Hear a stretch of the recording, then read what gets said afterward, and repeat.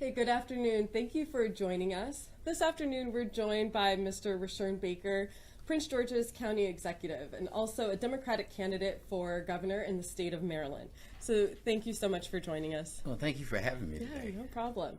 My name is Shannon Coleman Siciliano, and I serve as co-executive director of Strong Schools Maryland. Strong Schools Maryland, we're a 501c3 organization. We do not support a particular candidate or party. But our stance is we believe that the candidate strongest in education and in support of the Kerwin recommendations will win the election. So no pressure here. No pressure at all. No pressure with the interview. So we're going to ask a series of questions related to education and specifically the Kerwin recommendations. And first, I want to get started with some policy questions. Okay. So the Kerwin Commission, when they were established, their belief is that what we spend our money on, which is the policy, is just as important as how much we spend on education. And so first I want to start with a question around our Maryland state constitution. And this constitution states that we should provide a thorough and efficient public school system for Maryland students, which means that all Maryland students should meet state standards. So I just want your opinion on that and your thoughts. What does that mean to you? Well, first of all, thank you for having me here, and also thank you for doing this. This is very important to do this, not only around the Kerwin Commission, but we found out if you don't have a program like you're doing right now, we'll end up like we did with the Thornton Commission, and that is a policy with no funding.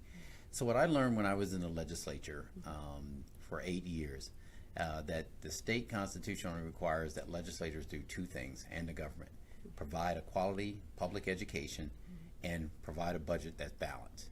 And that right there tells you everything we need to know about where we are in Maryland, what we think about a public free education. And it is to provide that every child in the state of Maryland gets a quality education no matter where they live, no matter what zip code. And for years we've struggled with how do you make that happen. And the reasons we've struggled as a state is because most of the funding for public education comes from property taxes. So if you live in a wealthy jurisdiction, you got great schools. If you live in a jurisdiction where you're losing income, Baltimore City, say for an instance, then you're struggling. And so we as a society and as a state want to change that. That's one of the reasons that I decided to run for governor after fighting about these issues at the state level and dealing with them in a real concrete way in a struggling school system at the local level. Okay, thank you. And so, we look at, we've talked about the state constitution, and if we look specifically at the Kerwin policy recommendations, the Kerwin Commission, they've set forth a broad set of policies under 5 areas: early childhood education, high quality teachers and leaders, there's more support for at-risk students, governance and accountability. And so of those policy areas, Strong Schools Maryland, we believe that it is critical for the next governor to fully implement all of the sets. You can't just take one or two and create a pet project around that. And so what is your thought as a future governor? No, I think you're absolutely right. They're clearly, you have to do all 5. And not only even as, I come from this with experience both at the executive level in Prince George's County, which has the second largest school system in the state, but also in my prior life when I worked for a nonprofit that looked at getting more teachers of color into the teaching field, but also supporting teachers by a method we call community teaching, which was that you had to have a holistic approach to education. It wasn't just the 4 walls within the school. It was the community as a whole. And so as the Kerwin Commission is really talking about is that concept, that community teacher concept, that it takes more than just dollars. It also takes the support system for each and every student. What I like to focus on and what we've done in Prince George's County is around early childhood education so that everyone gets a great start to their education. When I first became county executive, we had 8 all-day pre-K programs. We now have 50, and they're mostly in our most challenging areas. We need to duplicate that across the state of Maryland. And so that means not only we have to provide the funding at the state level, we also have to have a connection with the nonprofit community because our schools aren't going to be able to handle each and every one of those. So that means our faith community, our nonprofits who do this well have to be a partner with us so that we make sure we have a holistic approach to it. That's great. And so, we appreciate the support of all and your commitment to all 5 policy areas. But is there one that gives you any pause or makes you think that based off of substance or financial implications, No, I mean, I think the two, one early child, the two that stand out. Okay. I think they're all great, but the two that stand out, I think, have to have the most push, and as governor, I want to see happen is one, the early childhood, and the other is teacher support. That includes teacher pay, but also means mentor teachers. What we find out in the teaching field, I'm sure you have seen this, is that teachers leave within the first 3 years of entering the profession. And it's usually because in those struggling schools that they're in, there's not the type of support they need on classroom management, classroom support. How do you deal with parents? How do you deal with society? And so that becomes a part of what I want to see. Yes, we should pay our teachers more. We should pay our principals more, because that's the leadership at the school determines whether in fact somebody stays there. So that becomes very important. But it's also about the support academically, making sure there's teacher education so they can grow in their profession. All of those things are going to make great teachers in front of our children, and a great teacher in front of a child will change them. I'm a living example of that. That's great. So I'm going to shift our focus a little bit to equity, and that's something that is really important to Strong Schools Maryland, and our members wrote in and had questions around that. But before getting into that question, if we look statewide at all students, no matter what jurisdiction they come from, what race they are, students across our state are performing middle of the pack. If you look at national data off of national testing, and then even international benchmarks. So nationally, Maryland students are in the middle of the pack, and then if you look internationally, U.S. students are performing middle of the pack.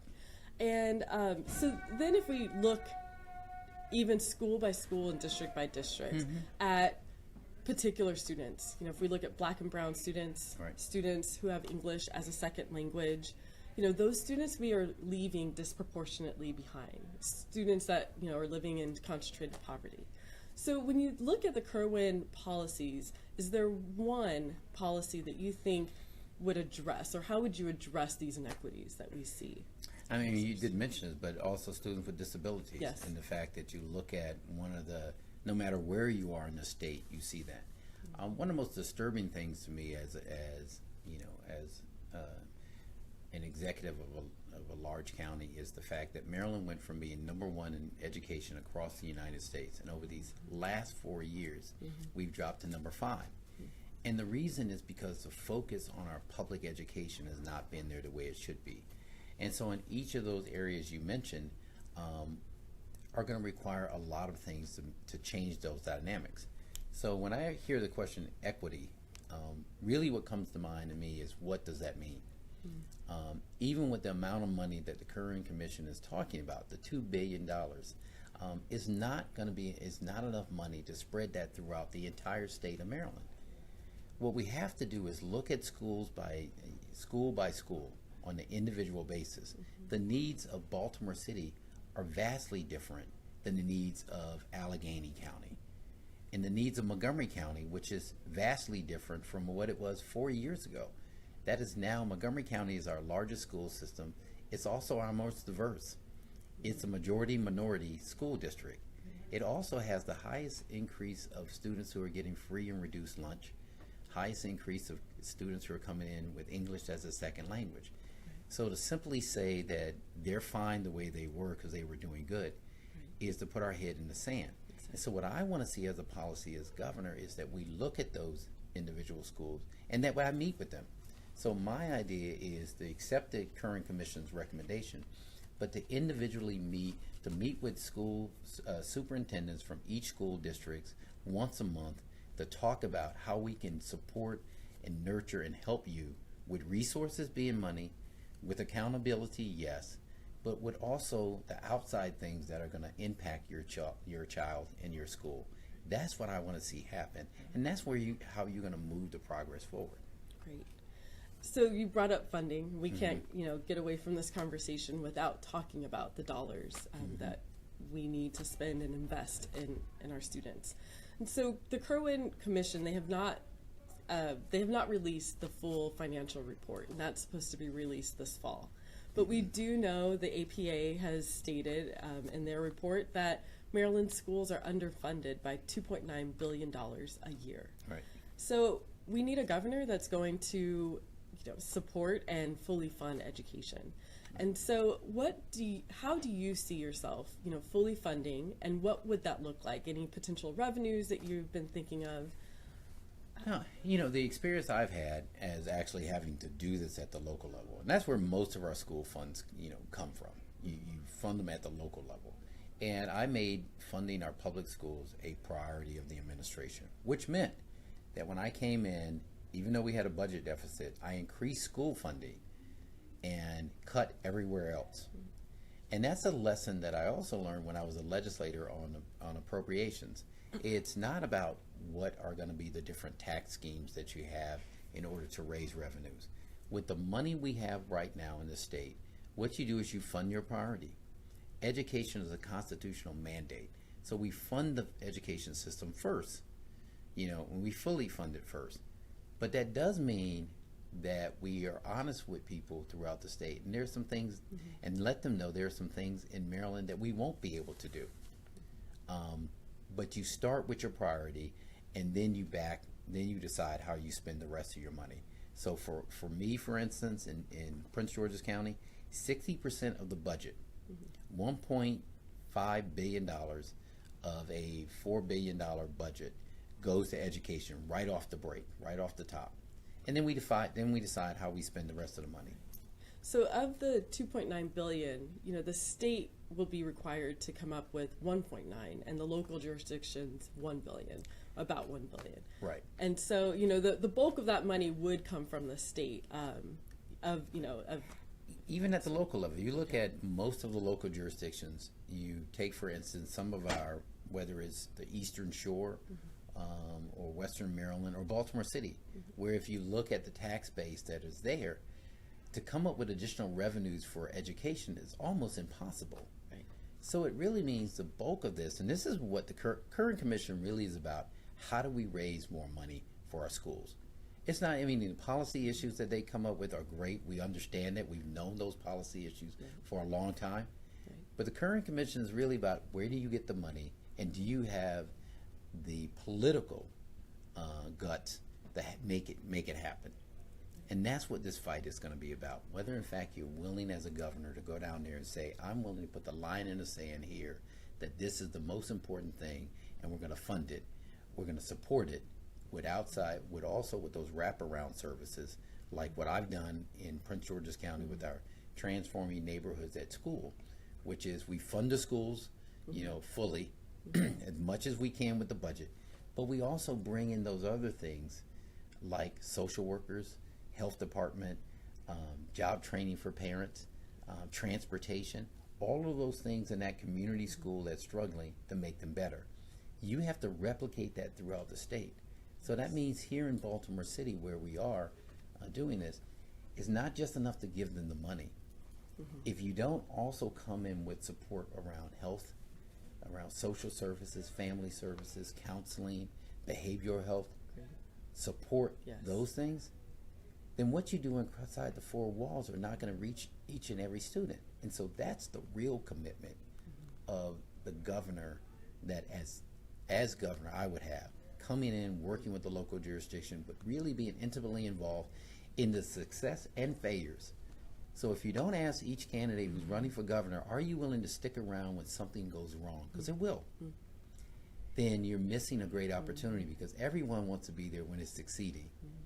But are you willing to keep that investment when some places don't improve at a time schedule that you want them to, which is usually around an election? So what happens if, Eastern Shore doesn't improve its schools, or the graduation rates of those schools go up, but we find our students not ready to enter college or work?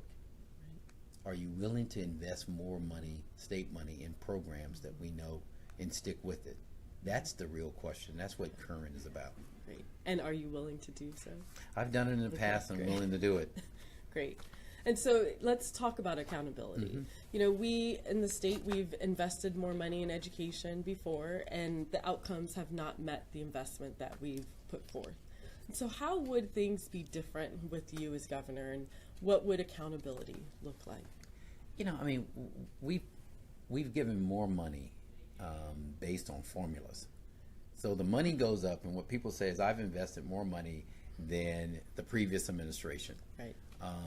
In Prince George's County, the administration before me, it had invested the most money of any administration coming. But our school system never changed. There was no progress made.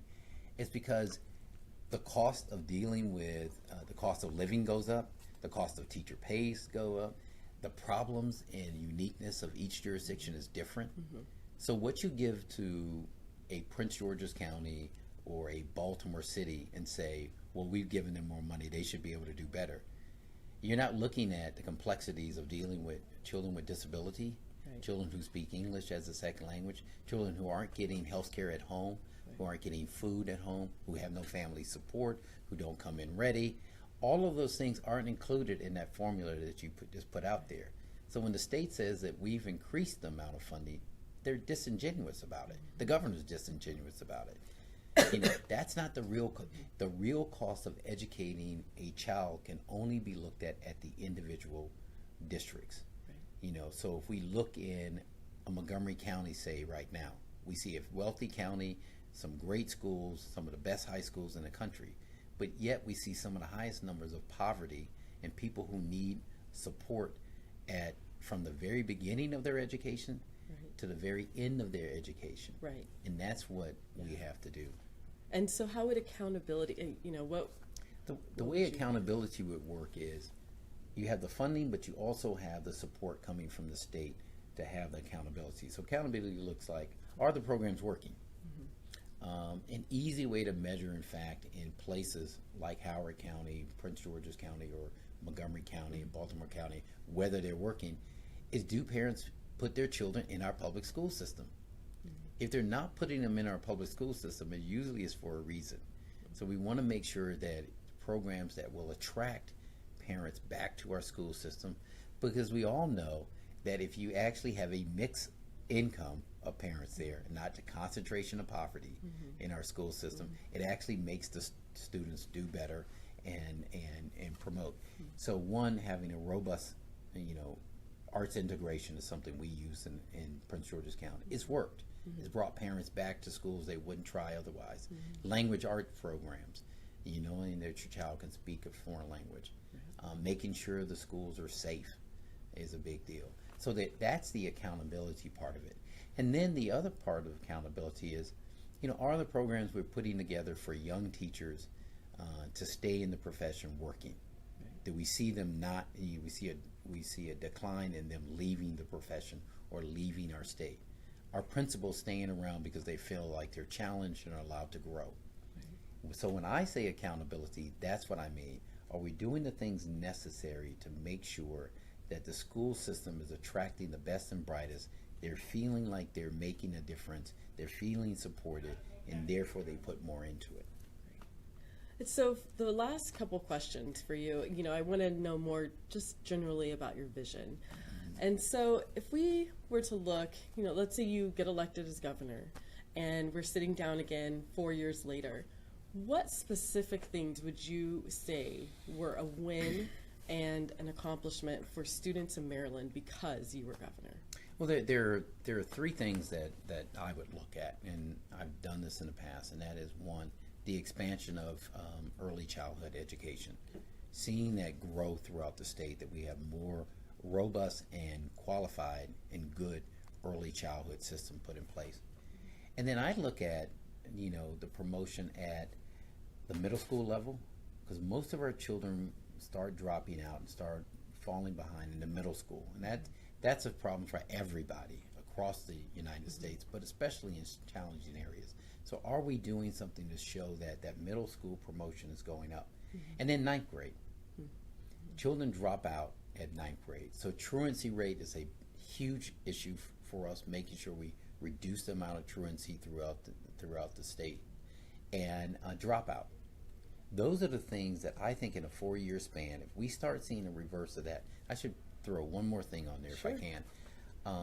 Teachers.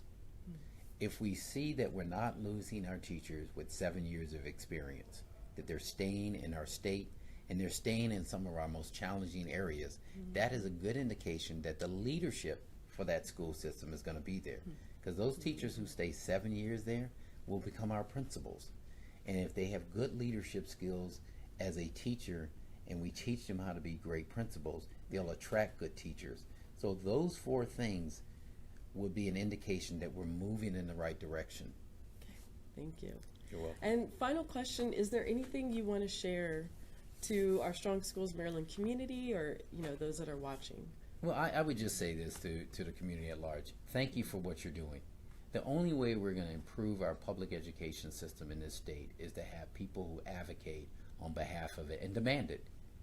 Because during a political year, everybody says they're for education and for better schools. I found out both at the legislative level and at the state level, when I proposed in Prince George's County that for the first time in 35 years, we actually raised our taxes 15% so we could pay our teachers more, expand early childhood. I found a lot of people who were for better schools really weren't for better schools if it cost them money.